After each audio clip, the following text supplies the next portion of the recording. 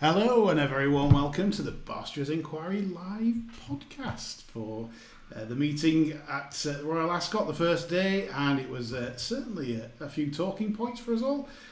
Myself, Lee Keys of systembetter.co.uk is joined by John Lang at Chateau John Joe. Hello, John Joe. Good evening. Yes, we're now here at Chateau John Joe. I'm excited. There's noises from the basement. I don't know what that could be. Catherine Fry's been rather quiet today, but anyway, it is what it is. I've had a terrible day today, John. I've done my absolute spuds, but yet again, we've got class in depth because who's come up with a lovely winner of the Wolferton? Your very self in Juan Elcano. Fair play to you. It's been a fair race to me over the years, the Wolferton. I'd say it's probably my favourite race of the meeting. It will be now. Yeah. I mean, looking at the day back, I mean, some of the results today, I mean, I think the one in the Ascot Stakes, I think that floored everybody. That was an absolute deal breaker, wasn't it, really? I mean, Rishon, I was absolutely convinced that wasn't a bit of dig in the ground anyway. Because believe it or not, I did look at it and wonder why Buick was riding it, but that was as far as I got with it. And like yourself, I ended up dutching a couple in the race, thinking I couldn't lose, and ended up doing it in. Yeah. I mean, obviously going back to the Juan Elcano race, it was quite funny because if anyone could have seen it here, I was on quite large on Patrick Sarsfield, and this is the measure of the man. John was really polite, and he'd had a good bet on Juan Elcano at good odds. And, you know, if it had been me, I'd been saying, good, and he was so quiet, and I heard this little, like, as if he's just, you know, willing it home, and obviously I've had a bad day, I'm big on Patrick Sarsfield. I said to him, I said, you don't need to be polite. I said, I'd have just shouted from rooftops. If I'd have been hanging from his chandelier in the dining hall. It was like dining room, not hall, by the way. Dining room, yeah. Anyway, get your questions, get chatting on YouTube. We'll answer literally anything. If you want to abuse us, that's fine. We're all game for that.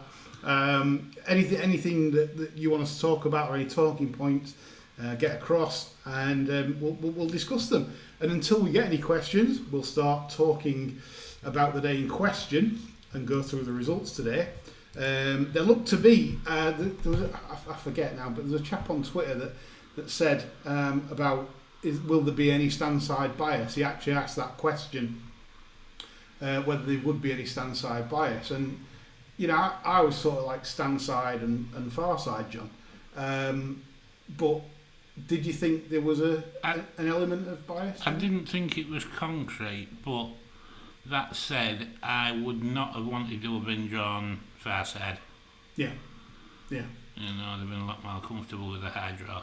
Yeah, I found it interesting as well that John Velasquez came across from stall 3 as if he wanted to be... Yeah. As if that was the plan. Yeah. They'd got a plan to get across. Yeah. I just wish he'd maybe walked it out the box and got across rather than bouncing out and going toe clear after 100 yards. But, you know.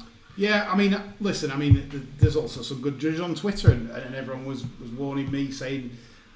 Wesley Ward 6 furlongs, blah blah blah. I mean, I think that's possibly played out, did too much, and also I don't think they won at 5, would it today? Yeah, fair play that I've got it wrong. I mean, nice comments from Franco Pino. He says, "Love these guys, very knowledgeable people." John, well, we try. Not just us on the gin then. Yeah. Robbie says he emptied his entire life savings on coffee maker. And he said, "What happened?" You've done your life savings, Robbie. Yes, you've done it in with me as well. You're in good company because I had a large sum of money on it today, and I know it drifted. I kept backing it with the drift, but as I said, this is racing. Sometimes that, I got it wrong. I'm gonna stick my hands up on that, and I got it wrong.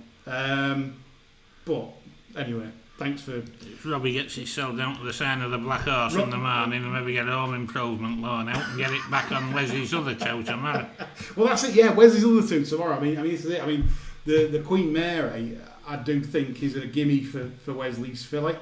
She's got speed to burn. Absolutely bolted up at Belmont last time out. Her works have been tremendous. I've seen it. You can watch it on YouTube. If you just type her name into YouTube, you'll be able to see her works. So yeah. You can't give up on Chemical Wes after one reversal, can you? You've got to keep hitting them hard. No retreat, no surrender. Well, remember, folks. I mean, the rest of the week is simply we're talking.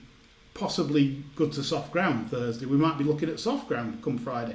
There's 7mm in prospect for Thursday. There's 12mm in prospect for Friday. So it's very dodgy ground because I don't know I haven't seen anything what the Clark's going to do tonight. So yeah, it's Ian Davis has just chimed in and said phone call from the Vatican for a John Lang apparently. Is he referring to Juan Elcano? Last time I was there, they took me down that spiral staircase, so I don't want to be going back.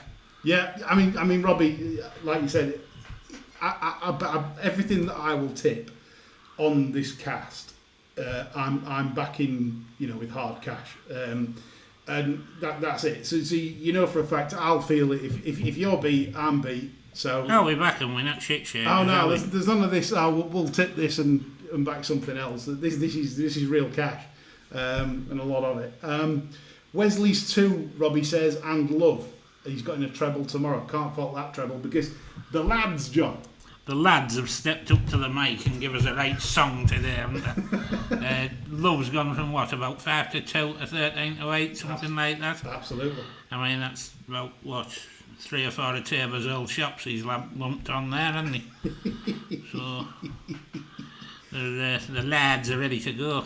I mean, this is it. Tomorrow, I'm quite ashamed again because I had a go at John a few weeks back, and I don't know if any regular listeners remember this, but I referenced John as being like he's got a blogger because I think John to tip favourites, he doesn't tip many favourites, and I think he tipped about 7 favourites, and I think something they all won bar one, didn't they? Yeah.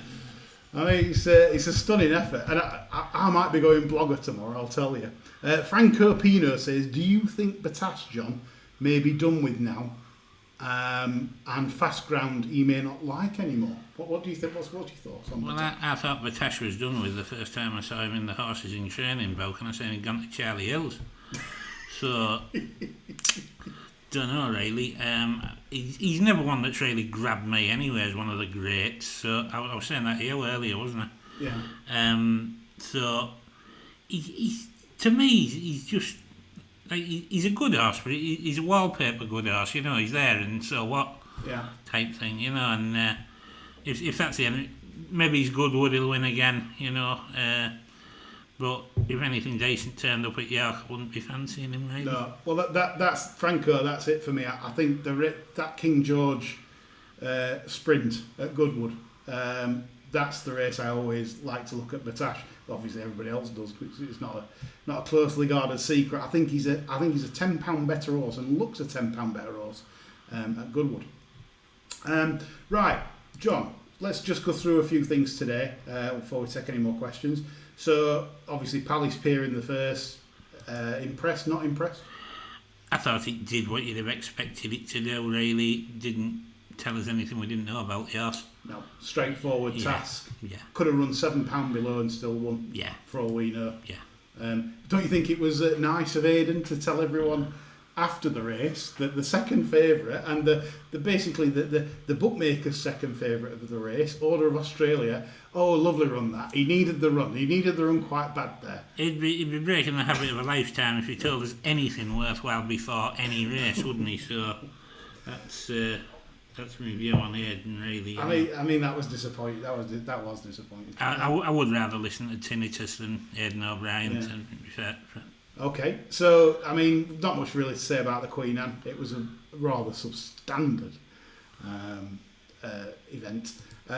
Next race obviously was the Coventry, and obviously a massive body blow to me. I'll be honest, I also had a very small cover on Dabab of John Gosden's. I saw that got chopped for a run.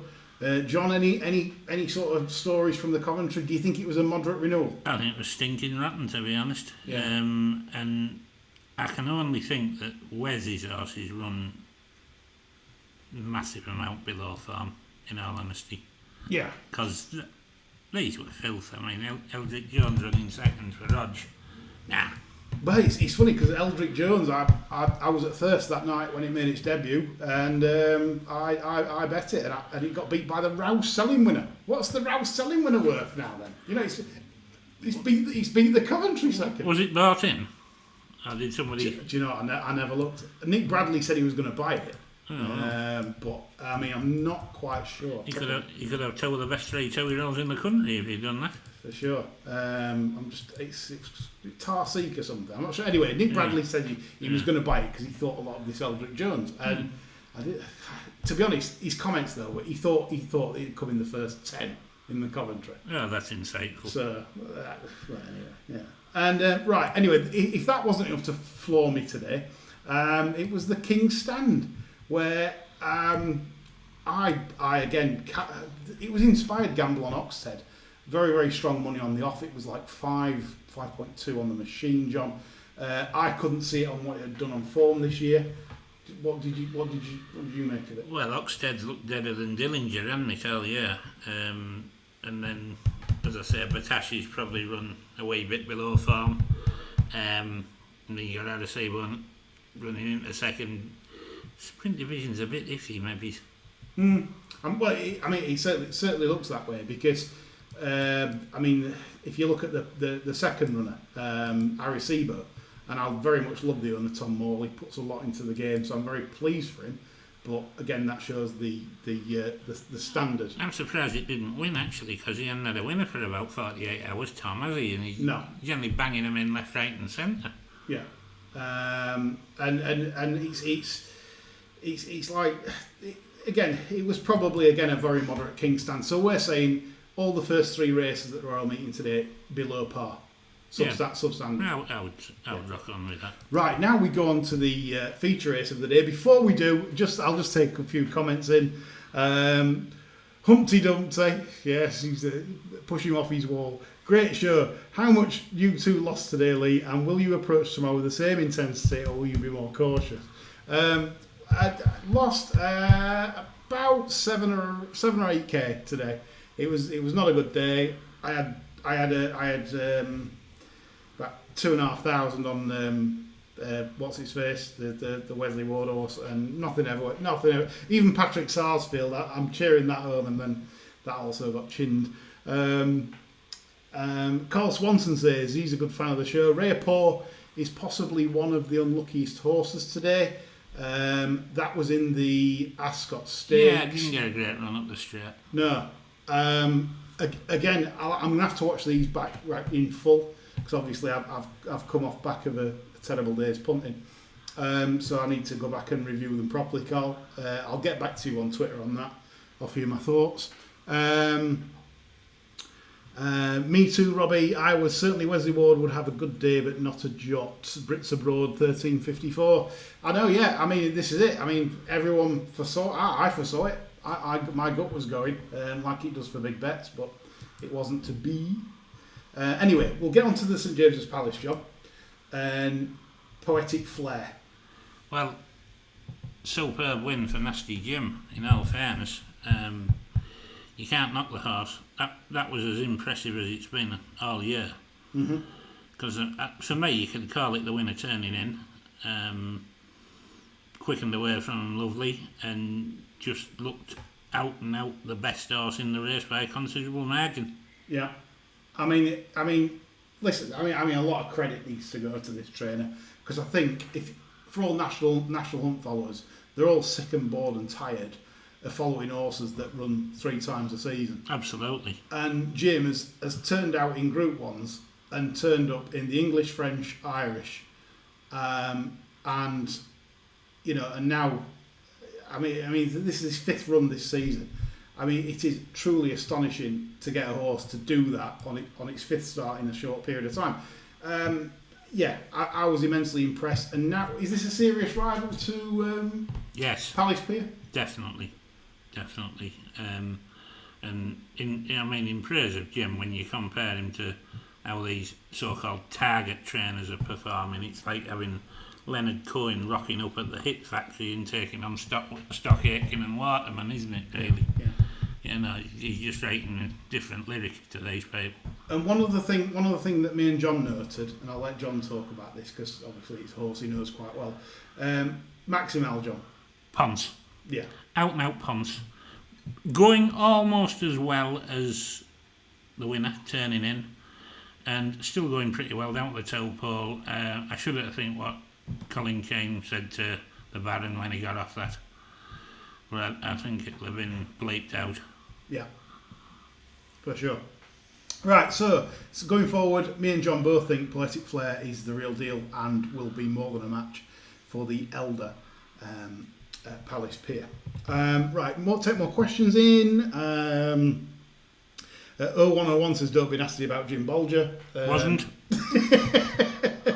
Yeah, he does look like Dracula though, you can't admit that. How was Betfair Liquidity today, says 0101 John. Oh, I know him, it's John Hines, yeah, I get that, yeah. How was Betfair Liquidity? Pre-play fine. I didn't do much in running, if I'm honest, because of the poor ATR video that you get for Ascot. It's not that easy to, when it cuts out for 3 seconds and then you've got to reset your eyes when it comes back and so on and so on. So I've done more pre-play than anything. It probably explains why I've done my brains. Ian Davis, massive friend of the show, he says, you have to say Poetic Flair is that rare thing, a tough Group 1 horse who goes in the mud and when it's on top, which is true. Every great horse, John, that you can probably remember, you know, and I mean great, yeah, they go on anything. Yeah, pretty much. You know, yeah. They might not be 100% as effective. No. But they've got that heart and resolution. I mean, part of me now wishes it beat Max Swiney on its favoured ground because Max Swiney wouldn't be in the same parish as Poetic. No, I'd agree with that, mate. Flair in terms of ability. So it's a very good horse. Yeah. So Wolverton, obviously, Juan Elcano for you, John. A great result. Very, very pleased for you. You bastard. And then Patrick Sarsfield, for me, summed up my day. I won enough for a Chinese.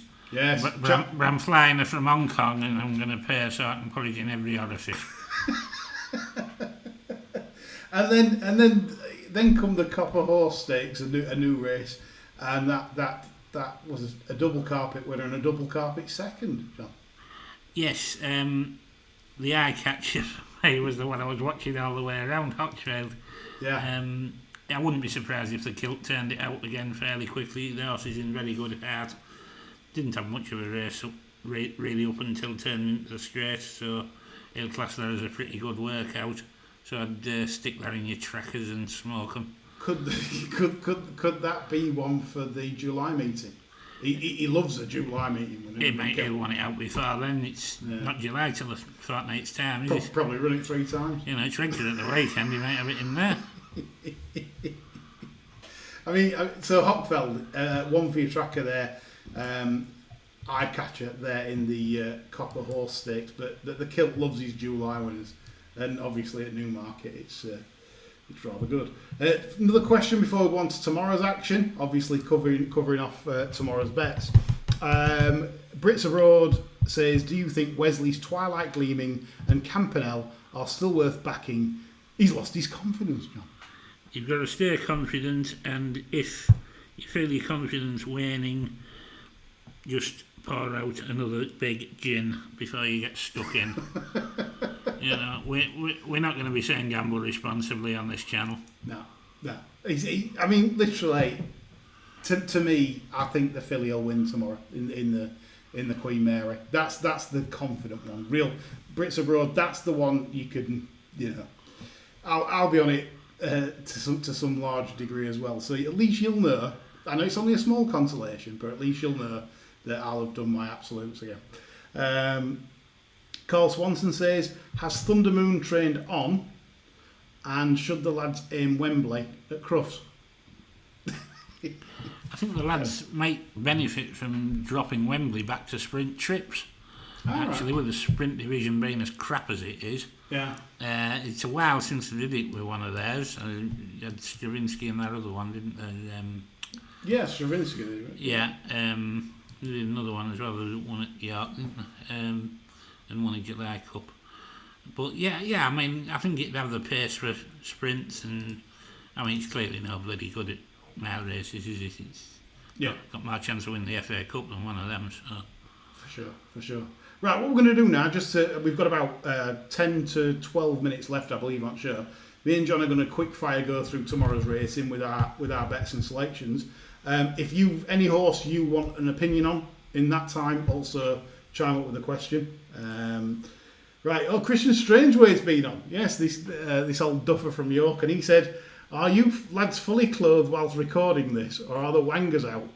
Yes. Well, been out since half three. Yeah, absolutely. It's rested on thigh. There's some sweating going off though. We aren't losing. Back sweats and everything, and pressure sweats. Layer Cake says, "Hi guys, John quoted a line from The Rise and Fall of the Sport of Kings on the pod last week. I love this book. What is your favourite book on racing or sport in general?" Oh dear, that's a bit of a left field one, isn't it? Horse Trader's a good book. The Sangster story, I like that. Okay, that's a good shout actually. I might want to read that actually. That's a good shout. So Horse Trader, John says about the Robert Sangster story. I'm the obvious one. I love the Curly book because it's full of what the game's about really. So quite simple. Aaron Rose says, "Did Ascot refinance their COVID deficit on Cape G today, as that price was insane?" John? Very possibly. They've been blazing on a bit about how much it's costing them putting this on, haven't they? I mean, I had to laugh at ITV Racing's comments when they said it's the price has collapsed due to Rachel Blackmore being in the saddle. I mean, it might have been something to do with the super unleaded. This had probably received, And I don't think that was the absolute pinnacle of the inane stupidity from ITV there. There was also the last that led up Palace Payer, who was absolutely vilified for having the cheek to pick up 300 quid for being the best turned out. I couldn't believe it. And she's got £300 if it was a monstrous amount. It'll see her through to Christmas, won't it? God almighty. Right, let's get on to tomorrow's bets, John. So, Queen Mary tomorrow, what you like? Well, I'm just following yours in and backing Wes. I thought Balding's York winner was probably about the best of our lot on the clock, but I wasn't overly impressed that York had canonised and turned up with a back that to beat it. Yeah. So.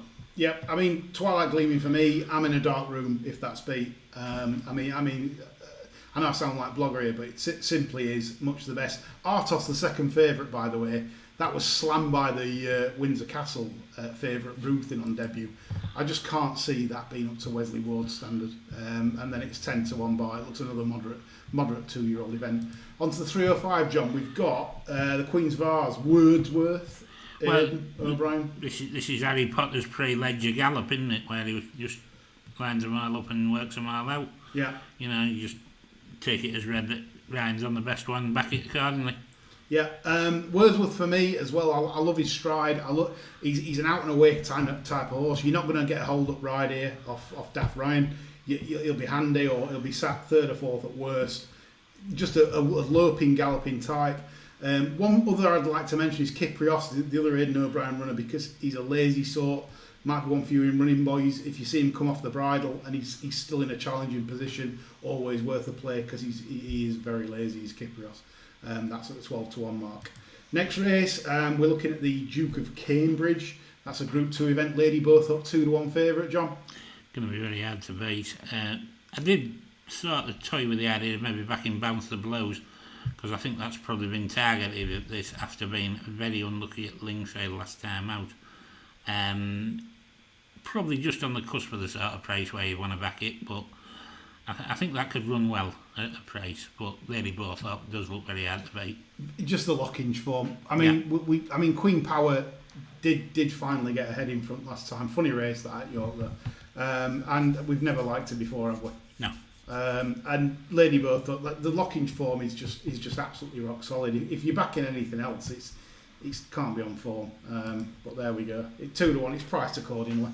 I'm not saying I'm getting involved. 420 Ascot, the Prince of Wales, obviously the big race on the card. The lads, John, the lads have been in He's 5-2 to 13-8, John. Well, if it's too thin for anybody, they could maybe stick Armory in for the forecast, to be honest. Yeah. But I'd expect Love to certainly beat the Gosden one. Yeah. I mean, the question mark about Love all year, they've been entering her up. They thought the Coronation Cup, she'd been entering in some race in Ireland prior, and you were thinking, when's she going to turn up? And all of a sudden, she turns up, and then it's like bang, bang, bang. And I think that's the key. They've obviously got her right. She's back, and if she's back, she just takes the world of beating in this. Again, sorry to sound obvious. I'd love some prices for you, but it's just rather difficult. John, the Royal Hunt Cup. I'm a little bit disappointed here because one of my tips of the week, Ropey Guest, hasn't been declared for this. Gorgeous George Margison has opted for the Buckingham Palace over the 7 furlongs that I didn't think suited it last time. So I'm a little bit nacked about that. I had it down to 3 possibles after that. Magical Morning, which could be Gosden's next group horse coming through handicaps. Yeah, fair point. A little bit keen going for my liking in a race like this, though, and might probably go a bit too handy. And Montatham would be the other one I was liking, and of course Astro King. Yeah, I'm sorry about this, people. Astro King for me also. It's extremely solid in that it beat Finey Sound. Nugget was in behind that day. Nugget might have been a bit unlucky, but at the same time, the Thirst Hunt Cup was also a good trial. Third behind Storting, finishing well from never getting in the race really, just caught on its back feet. Thirst really didn't suit it. I think a strongly run mile suits it. And for you high draw backers, Stall 27, which is, I mean, I would say stick to high draws, John, possibly, maybe. I wouldn't be wanting to play low draws on what I've seen so far. Yeah, so high draws, maybe Hunt Cup tomorrow. Astro King there.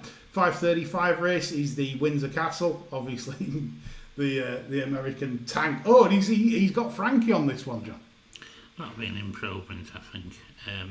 I don't worry about these American jockeys when they come in. They have to ride a straight 5 or 6 because they're not used to it, you know. Yeah, John's on the other one. John Velasquez is on the other one, Golden Bell. Yeah. But I mean, listen, I watched Ruthin win on his debut, and honestly, he was absolutely green as grass. He might have won by 6 lengths. He was looking left, right, up in the air. He just was absolutely clueless. I mean, this horse has got speed to burn. This is a proper speed horse, quarter horse. So I mean, obviously Ascot's a stiff 5, but geez, this is going to make them go. Are we jumping ship after 3 furlongs? I wouldn't put anyone off. 1.15. Yeah, this is a fast horse, real fast. Nothing will go with this early. But it's what, you know, Frankie, like John says, might just be better for the horse, really, than John Velasquez. But Ruthin, I think, will win. I don't think it's a favourites day for punters tomorrow. I'm predicting that. So we go on to the 6:10, which is the finale, the Kensington Palace Stakes, and also 105 mile handicap, an extra race that Ascot have put on. And Dreamloper and Lights On are sort of disputing favouritism. Mosley's up there. Any view here, John, in this? The only real view of this is there's probably too many opportunities for mares and fillies at these type of meetings now. And if I was there, I'd be beating the traffic or trying to find a shady nook with me and the missus in the car park rather than messing about trying to find the winner of this. It's a gin and pate race, isn't it? Really? Definitely. Get the pate out, let the dog in. Gin and pate. And if you've done it in on day, I mean, I would suggest, you know, several strong beverages. You know, and get your feet up, really. I mean, it's just that's how we deal with terrible days. Right, John Hines says, do you bet bigger at this meeting? John, do you traditionally bet bigger at Royal Ascot? I've probably had my biggest bets there overall. So yeah, I think I probably do. I'm to be honest. A cold Monday at Plumpton, if there's a sort of horse that's ungenuine at 11:08 and the second favourite's 13:08 and it's 10 to 1 bar, I'll have more on the 1308 chance than I will, because if I know it's ungenuine. There was an example of that tonight at Brighton, just as we were about to go on air, the 620. Amber Dew of Ralph Beckett's is probably, I would class her the most ungenuine horse in training right now. She went off favourite, and obviously the second favourite wins. It's a good system if you can spot ungenuine horses. It's what I like to do, when I'm in trouble, like today. But there we go. But yeah, plenty of all the fun of the fair. Be careful with your bets later this week, I would say, because as I said, with the rain forecast, 7mm on Thursday, 12mm possibly on Friday, it could be an absolute minefield to get to play in advance or the night before. You really need to be sort of playing late if you can. I would advise later in the week. Tomorrow is the best day. If you're going to hit runners tomorrow's the best day. You're going to get firm ground, rattling quick ground, as long as that naughty clerk of the course doesn't put the half of the River Thames on. John, anything to add before we sign off? Any more questions, folks, before we sign off? I'll take one more question. If Stickles waters the hell out of it tonight, I think there should be a Twitter storm in the morning.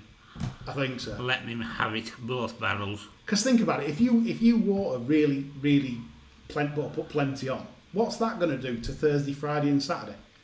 What is that going to do? I mean, it's just, it's going to make the ground horrific. We can't have another Hardwick run on shit ground. No.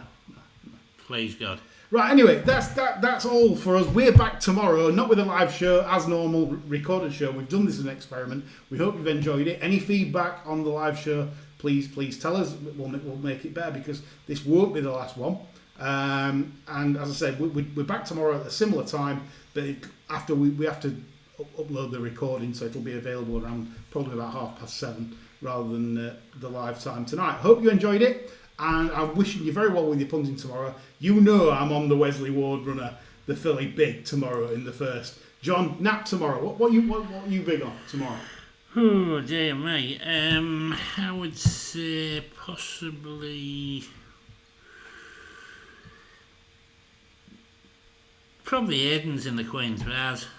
It's probably about as good as I've got at the minute. So Wordsworth, the big long striding loping sort, will appreciate the trip. Everything's good. He'll like the track. Love it. We're back tomorrow night. Hope you enjoyed the live show. Bye for now.